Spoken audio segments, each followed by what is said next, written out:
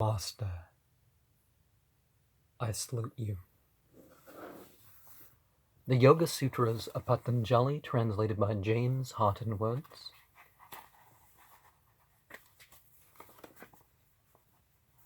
But the fourth, who is passed beyond that which may be cultivated, has as its own sole aim the resolving pratisarga of the mind stuff into its primary cause. His is the sevenfold, Book 2, 27, insight advancing in stages to the highest concentration, the purity of the sattva in the Brahman among these four, who has directly experienced the second honeyed madhumati stage, is observed by those in high places, the angels. With their high places they invite him, "Sir, will you sit here? Will you rest here?"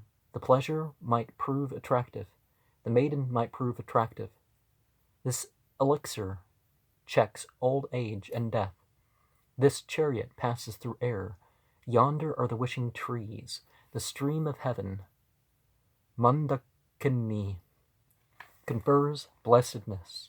The sages are perfected.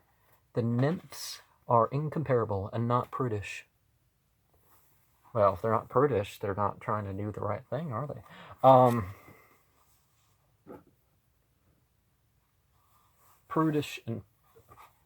Prudent and passionate are often combined. But anyways, that's not what they mean.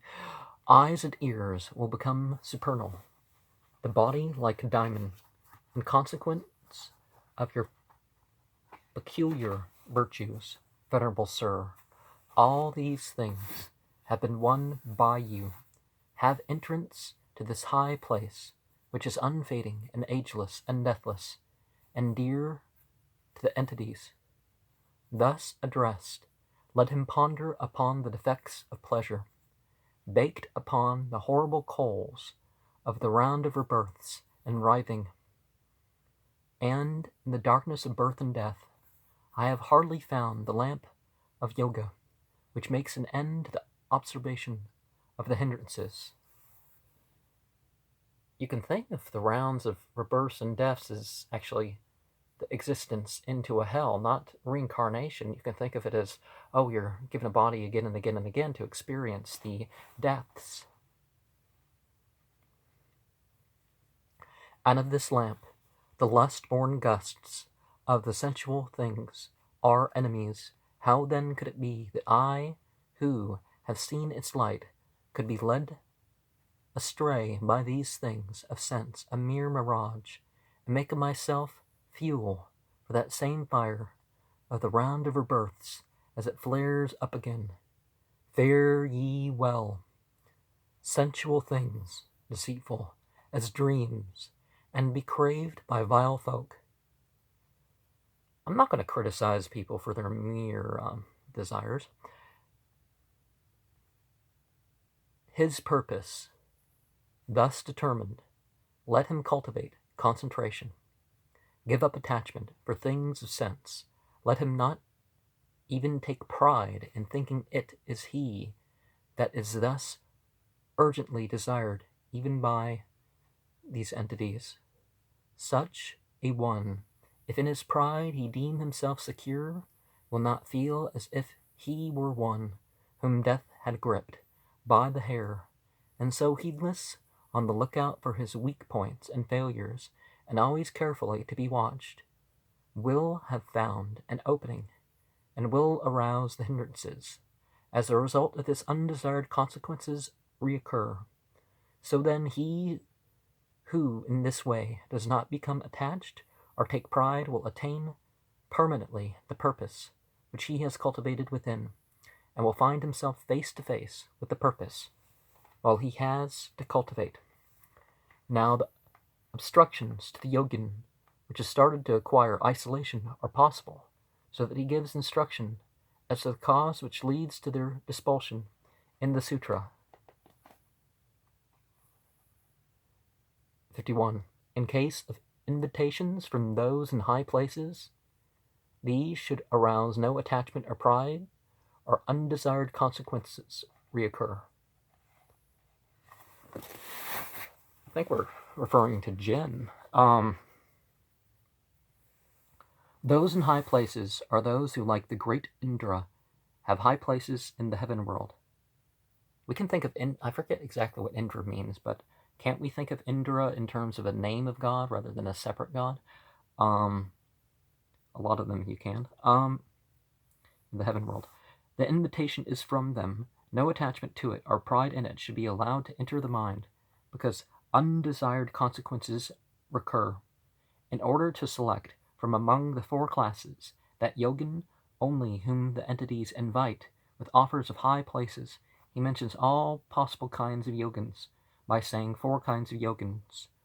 From among these four, he describes the essential attributes of the Pratama Kalpika by saying, remember the temptation myths?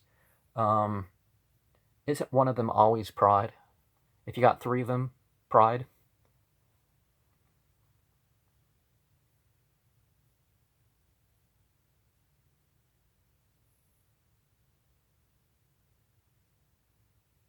I don't know, maybe the Buddha's temptations were that. Of these four, I, the observant of practice, one for whom light is just beginning, but is not yet mastered, one whose intuitive knowledge has such an object as the mind stuff of another. He describes the second by saying truth-bearing insight, in whose case this has been said, Book 148. In this concentrated mind stuff, the insight is truth-bearing, for he is one whose wish is to subjugate the elements and the organs. He describes the third class by saying he who has subjugated the elements and the organs, for by him the elements and the rest of the organs have been subjected by the constraint upon the coarse elements and by the constraint upon the process of knowing and the other four constraints mentioned in Book 347. The same yogin is further described in the words, all that.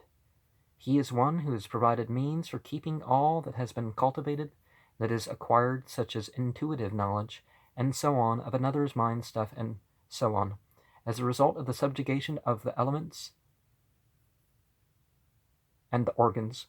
Consequently, he does not lapse from them.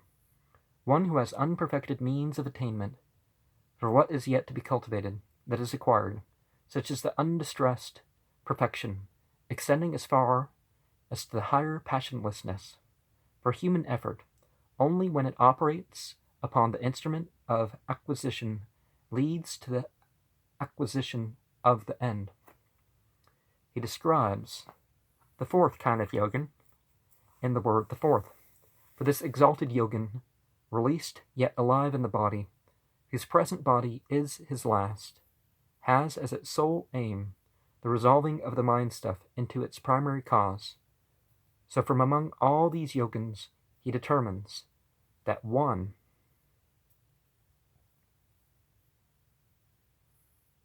to whom the invitation is directed by saying among these four, the second honeyed stage, and as to the one in the Prathama Kalpika stage, there is not even a possibility of his receiving this invitation from the great Indra and others. The third also could not be invited by them, since by mastery over the elements and organs he has already attained this invitation. And as to the fourth, because he has attained to the higher passionlessness, the possibility of an attachment is far removed.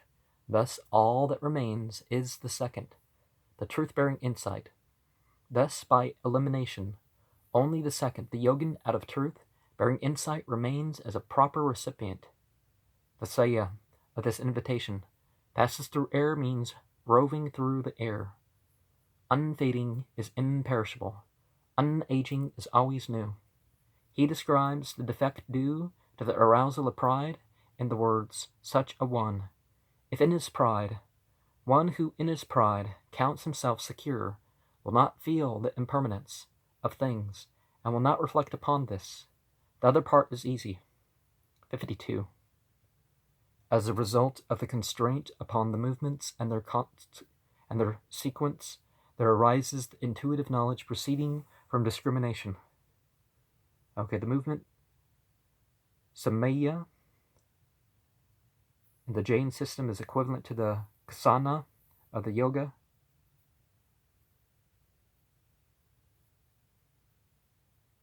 Is a Dravya. Okay. Just as the atom is the minimal limit of matter, so the moment is the minimal limit of time, or the time taken by an atom in motion in order to leave one point and reach the next point is a moment. But the continuous flow of these moments is a sequence. Moments and the sequences of these moments cannot be combined into a perceptually real vastu.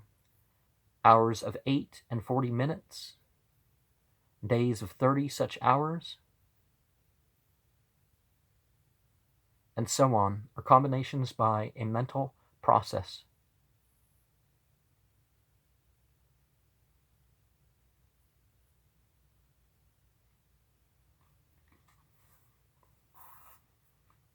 Buddha. Thus, time, being of this nature, does not correspond to anything perpetually real, but is a structure by a mental process and follows as a result of perceptions or of words. Thus, to the ordinary thinking of the emergent mind, it might appear as if it were perpetually real, but the moment does come within the real objects and rest upon the sequence. Furthermore, the sequence has its essence in an uninterrupted succession of moments. This sequence is called time by experts in time. So the yogins use the term. For 2 moments cannot occur simultaneously, because it is impossible that there be a sequence between 2 things that occur simultaneously. When a latter moment succeeds an earlier without interruption, there is a sequence. Thus, in the present, there is a single moment, and there are no earlier or latter moments. Therefore, there is no combination of them. But those moments, which are past and future, are to be explained as inherent in the mutations. Accordingly, the whole world passes through a mutation in any single moment. So all those external aspects of the world are relative to this present moment. By constraint upon moments and their sequence, both are directly perceived.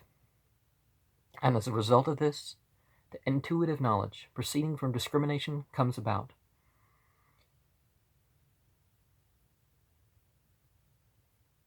The Buddhist and the Vaicesika school resembles the Jain doctrine Umasvati.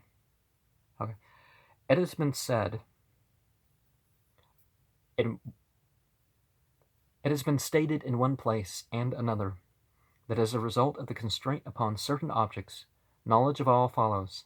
This knowledge of all is not a knowledge of everything whatsoever, without remainder, but it only emphasizes what kind of knowledge it is, just as in the expression, eaten with all the condiments. For in this expression, the sense is that the meal was eaten with as many kinds of condiments as were served, but not all condiments whatsoever without remainder. For all that, the word all has in some cases of without remainder in the sentence. For instance, the glutton has eaten all the food that was brought to him. For here it is understood as meaning without remainder.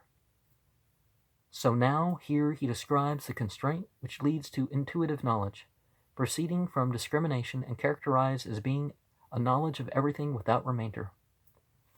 52. Let's have it without the what's in the brackets.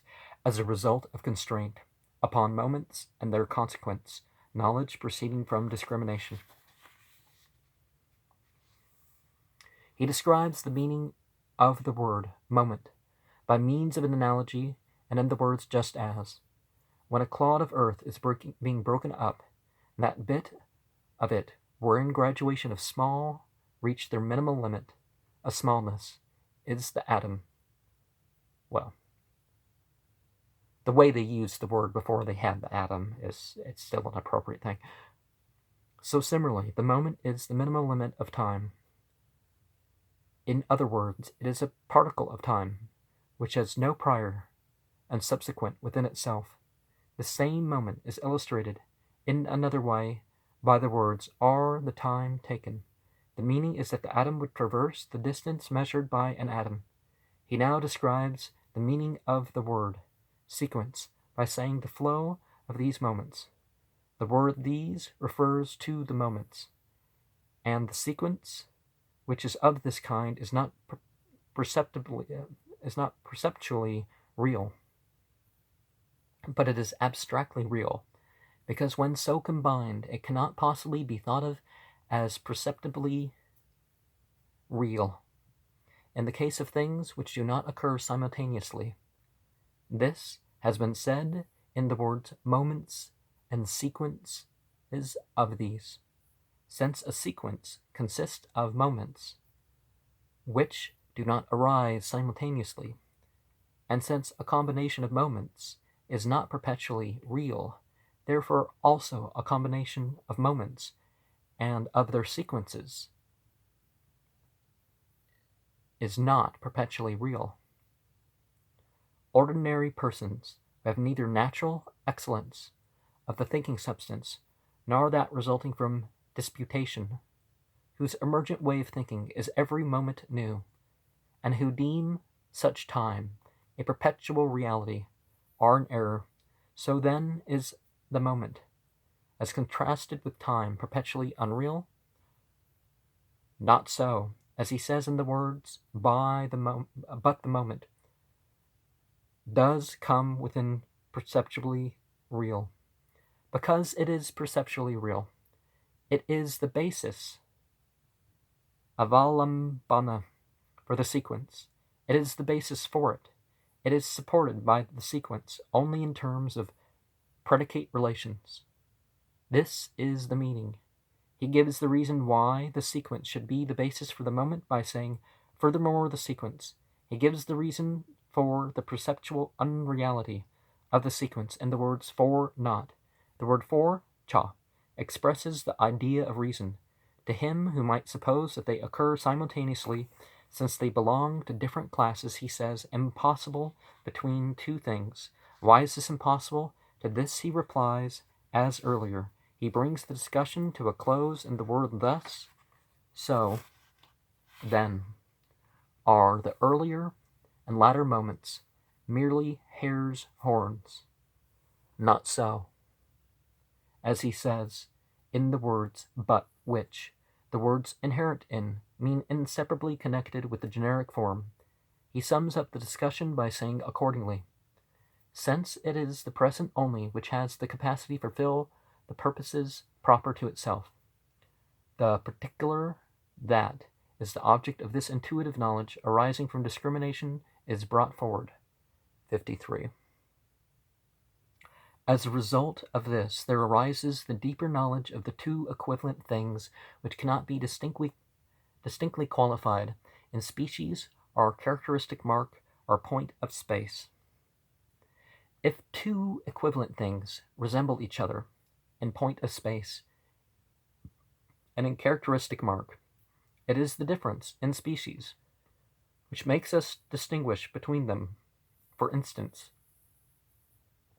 this is a cow, that is a mare.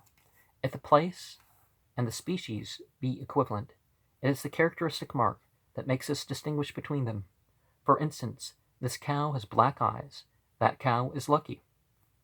Since two myrobalan fruits resemble each other in species and characteristic mark, it is the difference as to the point of space that makes us distinguish between them. For instance, this one is in the front, this other is behind. But when the myrobalan, which was in front, is put, while the attention of him who has the intuitive knowledge is elsewhere occupied in the place of the one behind, and if the places are equivalent so that one would think, that is the one in front, that is the one behind, a right classification, pradibhaga, is impossible, since the right view of things, tattva jnana, must be free from doubt. It was said, as a result of this, that arises the deeper knowledge, as a result of that is of the intuitive knowledge, proceeding from discrimination. How is this? The point of space, coincident with the myrobalan in front, is distinct from the point of space, coincident with the myrobalan behind. And the two myrobalans are distinct in that they pass through the incidents particular to their own points of space. But it is this passing through the incident belonging to another point of space that is the cause of the distinction between the two. This example illustrates how the Supreme Yogin has the presented idea, pratyaya, of the difference between the two atoms as a result of his direct experience of the point of space coincident with the atom in front, which atom is equivalent to the other in species and characteristic mark and point of space.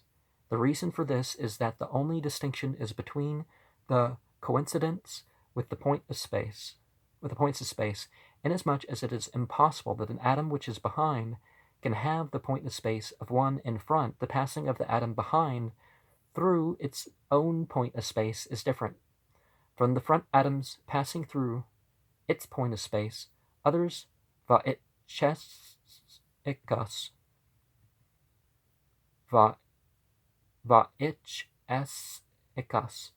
however, describes the same matter thus.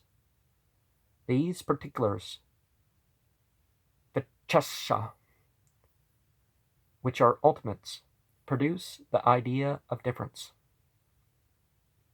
Even in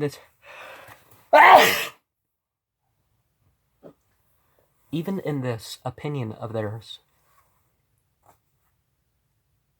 the difference as to the point of space and its characteristic mark, and the difference as to the limitation and extent, and as to the intervening space, and as to spaces, might be a sufficient cause of distinction.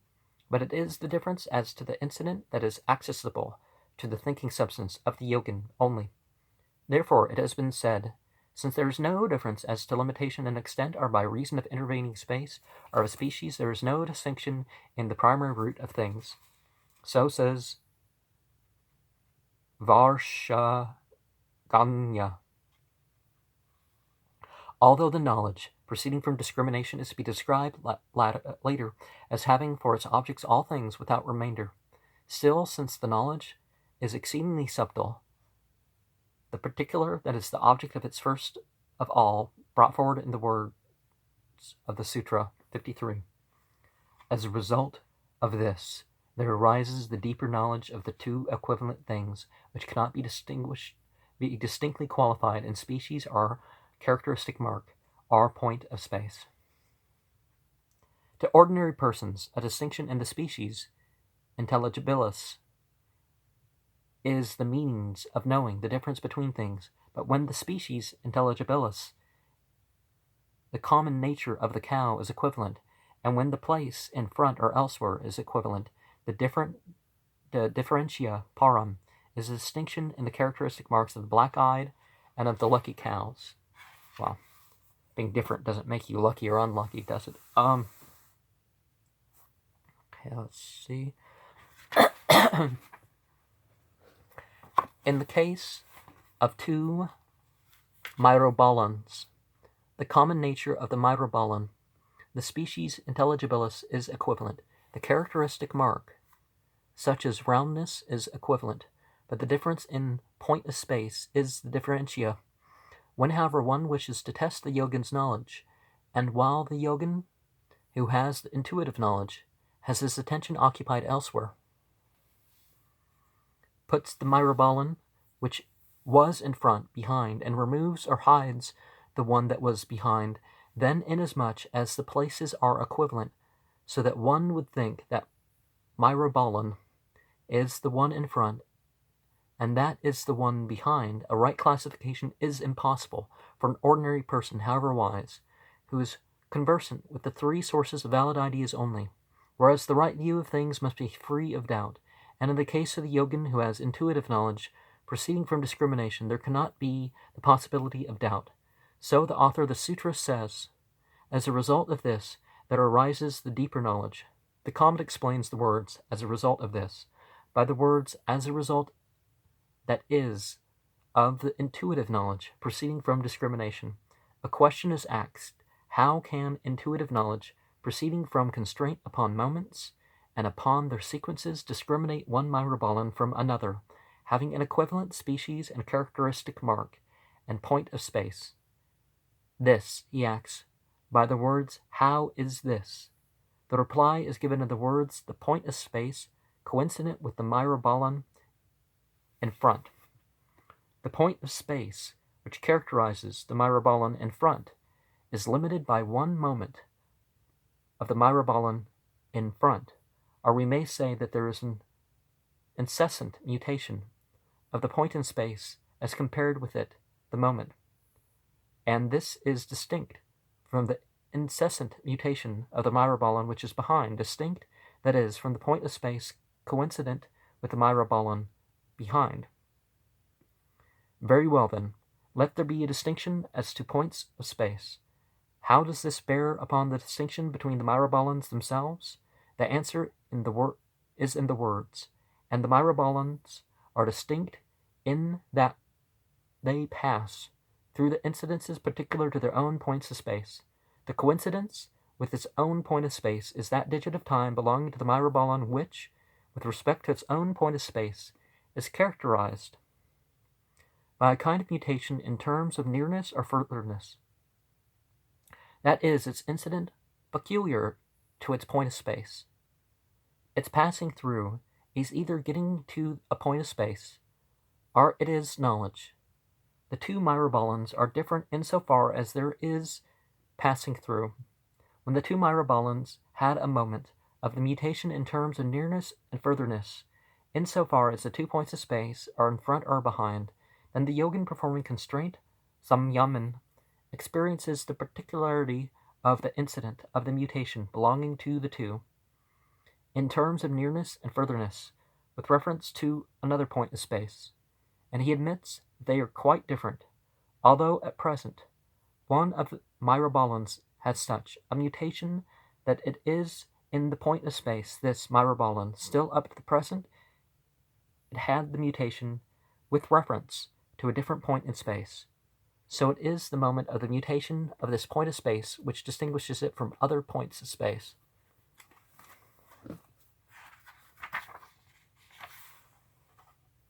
And this moment, it is which is directly perceived by constraint. So it was this that was said, but it is this passing through moments belonging to another point in space that is the cause of the distinction between the two. With the help of this example, and by dialogues between laymen and experts and others, one comes to believe that the distinction between even such kinds of atoms is accessible to the thinking substance of the yogin, as he says this, others Cheshikas, however, describes that is set forth this description by saying which. For the Chesikas say that there are ultimate particulars functioning in permanent substances, so they say to explain yogins when they consider liberated beings who are equivalent in respect of species and of point of space and of time, and who are also free from particular specifications, have a deeper knowledge of each person as he really is, as different from other persons. Therefore, they say, there is some ultimate particular, and if so, this same distinction is one that serves to distinguish permanent substances such as atoms. This he controverts in the words, even in this opinion of theirs. Species in point of space and characteristic mark have been illustrated. Limitation in extent is an arrangement of parts, samsthana, in which case a limitation of extent after a thing whose arrangement of parts is flawless has been removed, and after another thing whose combination of parts is defective has been put in its place, while the observer meanwhile is elsewhere occupied. Then there is a presented idea of the difference insofar as there is a difference in the arrangement of the parts of this thing. Our limitation and extent might be the body. There is a distinction between the persons in the rounds of rebirth, whose souls, Atman, are bound to this or that body, between those whose souls are liberated from the round of rebirth, based on the different relations with the elements of one kind or another. So in all cases, the presented idea of the difference is established on other grounds than the existence of ultimate particulars. Consequently, there is no need of an assumption of ultimate particulars. Intervening space, vyavadeh,